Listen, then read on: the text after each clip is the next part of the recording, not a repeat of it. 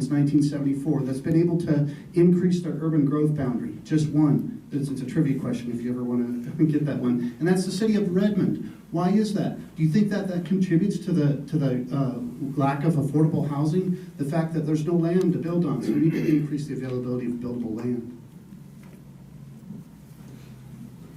Well, I guess I have to disagree with my compadres here on the right. You know, we have a lot of land, and a lot of good tillable farmland is going to high-priced developments, and those developments are not going to the people who most need affordable housing. So I don't see how that's going to be an issue. I know there's waste, fraud, and abuse, but I think the OHSC can certainly help on that. If I don't know about the exact policies that would assist that, but we can certainly fully fund them and make sure that that's going to people who are in low, you know, at the poverty level or below.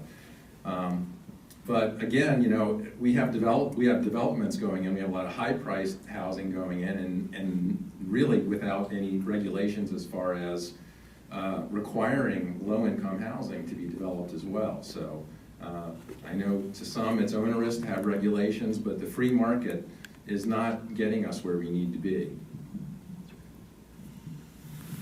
Well, I generally agree with what's been said down the line. One of the issues that I think we have to take a very close look at is the regulations we have on redeveloping property versus moving on to new property. We probably have property, well, I know we have, property zoned as farmland that's unfarmable. It's never going to be farmed. And we could look at that in terms of building houses. Unfortunately, not all that property is connected to the utilities and whatnot necessary for city development, so that isn't always going to work. The other thing we have to look at is make it easier to redevelop blighted parts of communities. And that's every community from 8,000 or 9,000 up through the city of Portland. There are areas that really need to be torn down or are derelict now and falling down. We need to make it easier for developers to clear that property and build houses on that without going in the hole just on property development. With anyone who would like to?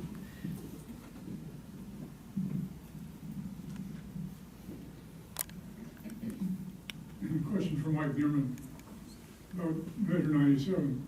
You said that Oregonians couldn't afford it, but it's not a tax. It's not a tax on Oregonians. It's taxing corporations. Can you explain why Oregonians can't afford it?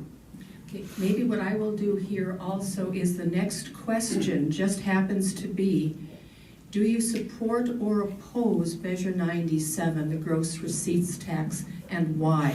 And so maybe everyone could deal with that question. Thank you. I oppose 97 as it's written.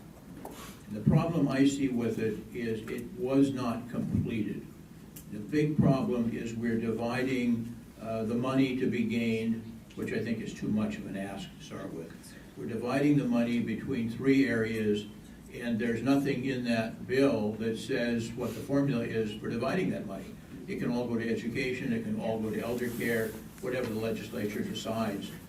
There should have been a formula in there to lay that out.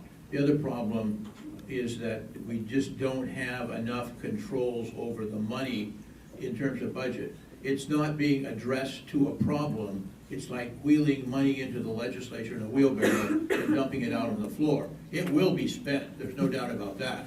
But will it be spent on what the people of Oregon need and want the way it's done? The last thing is lack of control. One of the oldest tricks in the world is to put $1 billion in the front end of a budget and then go around to the back door of the budget and pull $1 billion out and put it somewhere else so you can fund some other program with it. So we don't have any restrictions to stop that kind of nonsense from happening. So it needs more definition.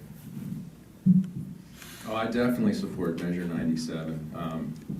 No question about it. I mean, number one, it's on corporations that have sales of more than 25 million. So, you know, you see ads of farmers out there saying, well, you know, it looks like their feed bags are going to go up $1, and you know, it's going to, you know, it's on corporations with national presences that are having sales here in Oregon. So I don't rectify that. That's why we're getting awash in campaign ads on that one. Actually, I just saw the Oregonian said that it's now outspent every other measure ever in the history of Oregon, like $22 million against and maybe $10 million for. So that's what that's the system we've got. But again, I support it 100%, and it can go a long way, even though it wasn't defined. There are some fixes that could have been defined. It could have been on profits versus sales, but corporations are not paying their fair share, and this goes towards rectifying that. So that's a good point there, and to your thing there, this is a tax not on profits there. If it was a tax on profits, there'd be a chance that wouldn't get passed through, but it's not. It's a tax on revenues, and so it just gets put into the mix of what it costs that corporation to just do business or whatever, and that's certainly going to be passed on. And it's not just a tax on big, huge, anonymous, out-of-state corporations. So for instance, one of the corporations that has about $25 million in revenue is Wilco Farm Stores that you see around here. And so they're going to be hit by it. So this is not just a huge tax on that. And even a small corporation that has taxes under 25 million or has revenues under 25 million is going to have suppliers that are going to pass the tax on to them, and then they're going to have to pass it on. And that might happen several times in the food chain. So I'm very much against this. This is not what we need right now. We don't need to grow government by 30%. That's not the answer to our problems right now. So I also oppose the measure. I believe that the state spends money on a lot of things that we don't need to be spending money on. There's a lot of things that we regulate, that we control, that the government doesn't need to be involved with. Taking what's been said about the costs being passed on makes sense. That we will see that.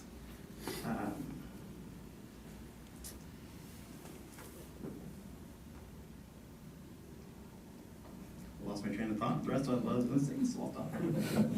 Okay, we'll have a little change of topic now. What do you think is the most serious environmental issue that Oregon faces, and how would you address it? That's a good question. I'm not sure what I think the most serious environmental issue is.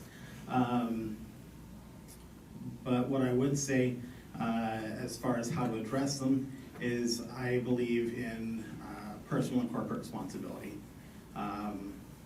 So rather than government regulating a certain amount of power being renewable versus not renewable, or carbon taxes or things like that, let's let the businesses do what they will, people do what they will. If they pollute, they are responsible for it, and there should be civil mechanisms in place for that. It may be very expensive, may put a business out of business for them to have to pay the costs of cleaning up any environmental damage that they do. But that is, they're taking responsibility for it. So if they know that that's going to be a risk for them, they'll act accordingly. So I think without a doubt, the biggest environmental problem that we have in Oregon right now is that we have the huge natural resource of our forests, and we let those burn and get bug infested every year. And every year we have, it's a huge financial problem, it's a huge pollution problem, it's a carbon problem, it's a livability problem. When I was a kid and you drive to Bend, you didn't used to just smell smoke every day during the summer. Now you smell smoke every day during the summer. We've got to do something about this. I think a lot of it has to do with the fact that a lot of the lands in Oregon, 53% to be exact, have a landlord that's 3,000 miles away, which is the federal government. And so we need to get more of those lands under local control, and we need to be managing those lands in a positive way and manage those natural resources. And that's the biggest environmental issue that we have in Oregon right now. Well, I think the biggest environmental issue is that we have in Oregon is the same the whole planet is facing, which is climate change. So, and I think there are mechanisms to stop that. I think a carbon tax and dividend is the fairest way. which would make sure that people who don't have the money would actually get a dividend back, and only those that are large carbon producers or users would pay for it. I completely disagree about regulations being an issue. I mean, part of the problem we have is that people have just dumped pollution and carbon into the atmosphere with no penalty for it. A carbon tax and dividend would actually go towards rectifying that. So I worry that for my son and his kids, hopefully someday, and their grandkids, are going to be able to, live in a sustainable environment. So that's what I believe, and I would also, being a power system engineer, I've worked for 100% renewable energy. I don't believe there is any single environmental issue that's a standalone. They're all interconnected, and the one that I think I'm concerned most about is the preservation and production of clean water. We have a looming water shortage in this state and in much of the nation, no matter whether you believe in global warming or the cause of global warming or not, it's happening. And we are not doing enough to collect, impound, and preserve quality water. And that's going to reflect very much in terms of how we develop communities, how we develop, how economic development moves forward, and we're going to pay the consequences of not having an adequate water supply very soon.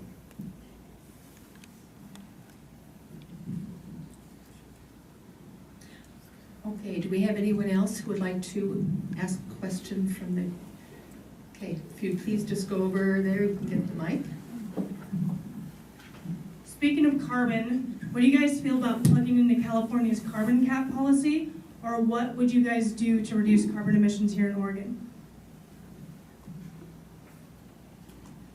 I don't think there's any real simple answer to that. Because number one, reducing carbon emissions here in Oregon doesn't impact what we're doing in China and India and other parts of the world. And we're not an island, isolated from the rest of the world. The winds blow in here from around the planet, and we have to have a global view of what we do there. I'm in favor of renewable energy whenever we can make it work efficiently and cost effectively. But we're not going to run trucks on non-carbon sources anytime soon. And that's the railroad that gets goods and services in and out of all of our communities. So we're going to have to deal with it. It's a matter of paying attention, doing what we can do, but I'm not looking for sweeping legislation or taxes that are going to solve the problem. It doesn't make sense to me. Well, I think I already answered it, so, but I will say, as much as I like Jim, I'll disagree with him. I mean, it's a planetary issue. So, and I don't think we can say, well, the wind blows from China and we're going to get it from China, so just throw up your hands and say, forget about it. I mean, that's part of solving this problem is we need to work together, and as across state lines, nationally and internationally, to solve it. So, and just to take an example, Portland, the Portland City Council has just, passed a resolution to limit, fossil fuel infrastructure. So, I mean, there's things we can do locally, and I think we should be doing things locally. But I think the biggest thing would be, like I said, a carbon tax and dividend. It would be fair, it wouldn't be regressive, like a sales tax would be, and it would limit people, big carbon producers would be penalized for that. You can't just dump carbon into the atmosphere anymore without some kind, paying for it, as Garrett said, but and what we've had is basically in free market is that planetary or social cost is not taken into account, and it would be with a carbon tax.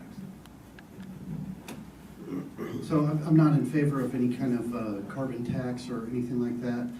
It amazes me that the people that are for this, I want to see them go first. So this is Corvallis, so I'd say, did you drive here? And that may not be the right question to ask. But like, for instance, the food that you ate that gave you enough sustenance to stand up and speak in that microphone got to here probably on a truck. The clothing that you're wearing probably got here on a truck.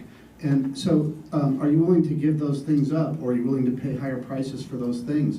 And I don't think we have the bandwidth to be able to do that. And I don't know, we live in Oregon. We are probably one of the most environmentally friendly jurisdictions on the planet. And so I think in a lot of ways we do lead on some of these things, and we maybe need to take a step back and look at what we're doing as far as our economy goes. So no, I'm not in favor of any kind of carbon restrictions or anything. I actually rode my bicycle. Good, I appreciate that. So, I figured when I said that I was trying, but that bicycle was probably delivered to the bicycle shop. So I would love to see more use of renewables. You know, I think that's a long-term necessity for us to be able to use solar and wind and hydropower, even nuclear power. I know sometimes that's not popular, but that is actually one of the more cost-effective sources of power out there. I think it would be great to move in that direction. I want to see that. Realistically, renewably, that's where we have to get. I just don't feel it's the government's place to force everybody to get there. So if we let people, do what's best for them, we allow building of new power plants. We have the experience with Hanford. There's been some unfortunate events, but safety's come a long way, and they're now able to make smaller, more effective plants. So nuclear is great. Okay, if you look at the audience, we have quite a few younger people here, and we have several questions relating to this topic. Within the district you are running, and there's a significant population of students, how do you plan to address higher education affordability and the rising burden of student debt to complete a degree to ensure that Oregon students still have accessibility to higher education? It's a wonderful question. I sympathize with you. I'm still paying my student loans off. I feel you. I think one of the best ways we have to reduce that those costs is to have more competition, more opportunities for education. Contrary to belief of many, not every occupation requires a college degree. There's such a focus these days on everybody going to college. Not everybody needs to. For those that do want to, it's a wonderful opportunity. For those who want to go to a trade school or go straight into the workforce out of high school, that's a wonderful opportunity as well. If we look at the numbers, the more the government has gotten involved in student loans, the more that they've gotten into funding at the schools, more prices have gone up. Get the government out, prices can go down. Yep, amen to that. How about that? This is something that I've done a lot of thinking about. I'm a member of the Higher Education Committee, the House Higher Education Committee in the legislature. And, we need to rethink how we're doing this. Like Garrett said, you throw more money in the system and the prices go out of control. Can you think of two things where we talk about prices spiraling out of control? Two things, not toasters, not Toyotas, not plane fares or anything like that. How about that? It's healthcare and it's higher education. How about that, huh? Is government involved in either of those? So those are the things where where costs are spiraling out of control. And one of the things we need to do is we have. It used to be a long time ago that if you got a college degree, that was your ticket to success. And that's not so much true anymore. Like Garrett said, in many cases, you don't even need a college degree to be successful. But but nowadays you can't do that. So your anthropology degree or your philosophy degree, I have a degree in philosophy, so I know about that, isn't going to take you very far. And so we need to be honest with people and say, we're not gonna finance this degree, whatever. So if you want to get a degree in chemical engineering, we might finance that. Well, I'm going to have to disagree again. Surprise, surprise. No, I mean, student debt is now, I believe, the largest form of consumer debt in the country. So, I mean, so let's treat it in two things. So there's the cost of higher education. Well, everybody's railing against Measure 97, which is going to raise, what, about $3 billion per annum, something like that? I mean, if we took about I think it's about $1 billion of that money and applied it to higher education, every single high school graduate in Oregon could go to U of O. And that's just, one section of that, and that's for making large corporations pay a little bit more of their share of our societal burden. So there's that. I mean, we can afford tuition, either aid or free tuition, for our high school graduates with proper funding. And then student debt, I do believe in debt relief that we need to be paying, supporting that as well for those who are under debt now. Excuse me. If I can stop. As a former Beaver, I don't know why we would want to put it. That's no question. This is. Sorry, that was the stat that I saw. Oh, So. We could probably do it with less money. There isn't a simple answer to this. It's a lot of pieces. In Oregon, we dramatically underfund higher education, and it's not a cost. Higher education should be an investment in the future of Oregon, the system. On top of that, we know that every time we allow the schools to have free rein, tuition keeps going up. We've got to put a lid on that and force efficiencies in college education, which includes not everybody is going to go to college. We should have other routes that we're funding so people can have avenues into the trades, plumbing, apprenticeship programs, whatnot, where the jobs actually pay more than the college degree does. But we don't have an avenue to get a kid from high school into that because we're pushing everybody in high school into college. So it's a complicated problem. We can solve it in about 4 or 5 steps, and we need to do it. Okay, we're coming to the end. We have time for one more question from the floor, and then we will go to closing statements from the candidates. My question is to Mike Neerman specifically. Your campaign in 2014 was financed by an $80,000 donation from the Oregon Family Council, which endorsed you after Jim Thompson came out in favor of gay marriage. As a gay man who grew up in your district, still votes in your district, and experienced homophobia in your district, how can you reassure me that you represent my best interests?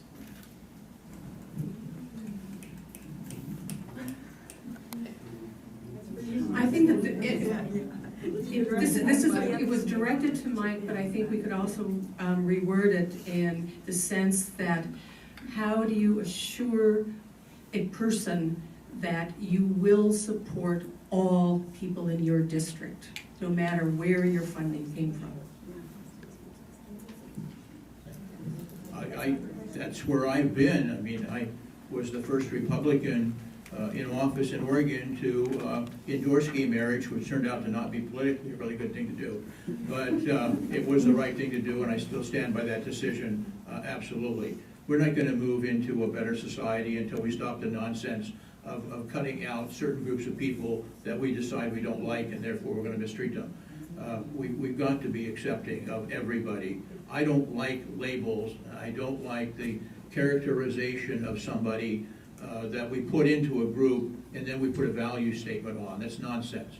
That's civil rights all over again in another clothing. So I'm absolutely defensive of gay rights, gay marriage, marriage equality, the whole 9 yards, and I have a record that proves it. So.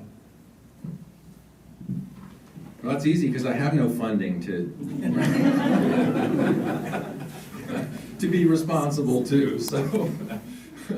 But seriously, I mean, that's a fundamental tenet of the Green Party is inclusiveness. So so LGBTQ issues. I mean, that's kind of defines what we are, is inclusiveness for everyone. So I mean, that's all I have to say about it. That's your party, not you specifically, though.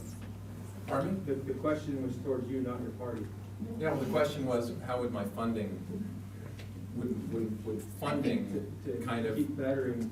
I think he's answered the question, so we'll pass. I do represent you, and I think I do well.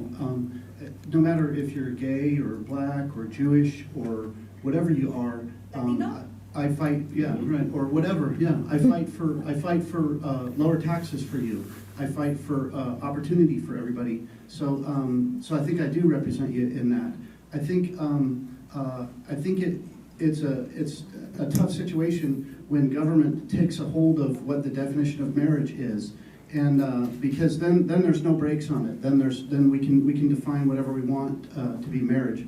I think the definition of marriage flows from what a human being is and how human beings reproduce and how they things like that, how the Legos fit together or whatever. I think that's what that's where the definition of marriage comes in, and not from what government says it is. You might like what government says it is today, and you might not like it tomorrow. So you might not be happy with that decision. Okay, let's just keep the comments down. So let me say, I'm sorry for what you've gone through that has been hard for you with the discrimination. There is no place for that in society. I'm a person of faith. I believe we are all children of God. And I believe that accordingly, we all have the same rights. We all need to be treated with respect and kindness. And we all need to treat each other with love. One of my basic tenets that I try and follow is to, in all my interactions, how I treat people is based in love. I try and see people how God sees them and love them as He would love them. So I feel like I would, from that, do well with representing any group of people within the district. As far as marriage, gay marriage is in place. Personally, I think marriage, okay, I'll stop.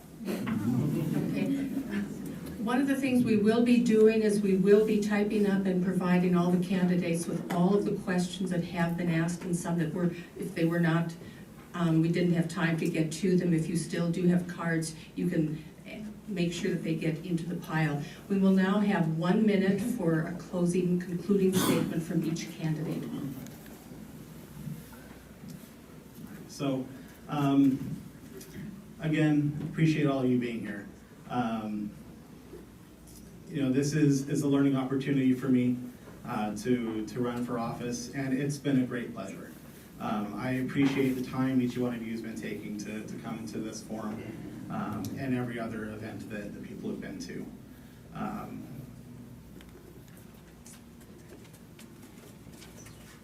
I want Oregon to be as free, as equal, as loving a place as can be. I will stand for less government, less taxes, and the rights of everybody to live their life in a way that they choose and makes them happy. So, thank you.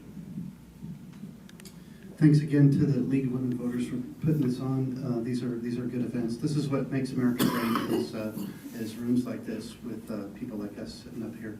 But one of the things I think I bring to the office is two things, is courage and principles. And that's what you really need in the office there. And some of you may not agree with everything that I think, and that's okay. But I will never let you down as far as when it comes to courage and principles. That's what you really need. The stuff that you get on the flyers, the honesty, integrity, experience, all this kind of stuff, that's fine as far as that goes, and smarts and all that kind of stuff, and good looks. I mean, I know I'm very good looking and stuff, but what you really need in a public servant is courage and principles, and that's what I bring to the office. Yeah, thanks again for coming. I would just really like to encourage everyone to support ranked choice voting here in Corvallis and in Benton County. So that's Measure 2-100. So please do vote for that.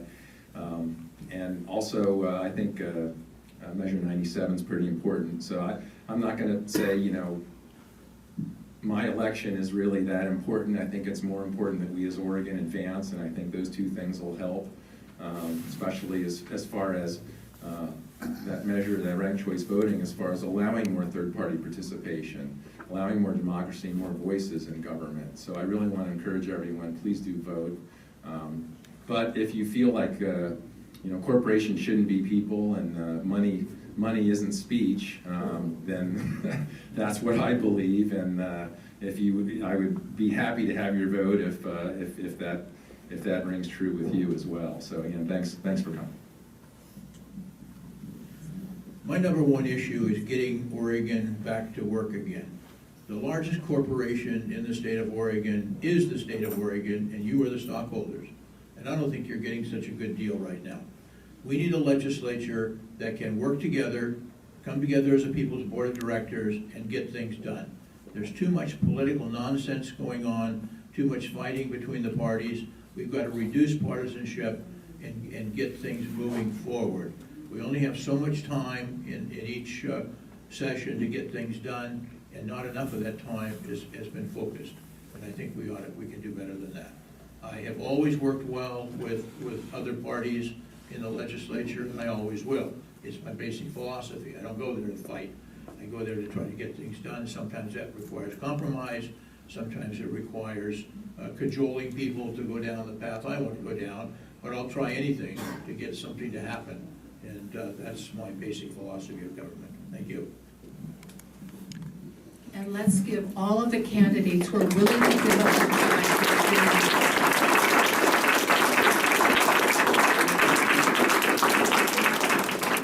And we'll now do a switcheroo, so the candidates for District 16.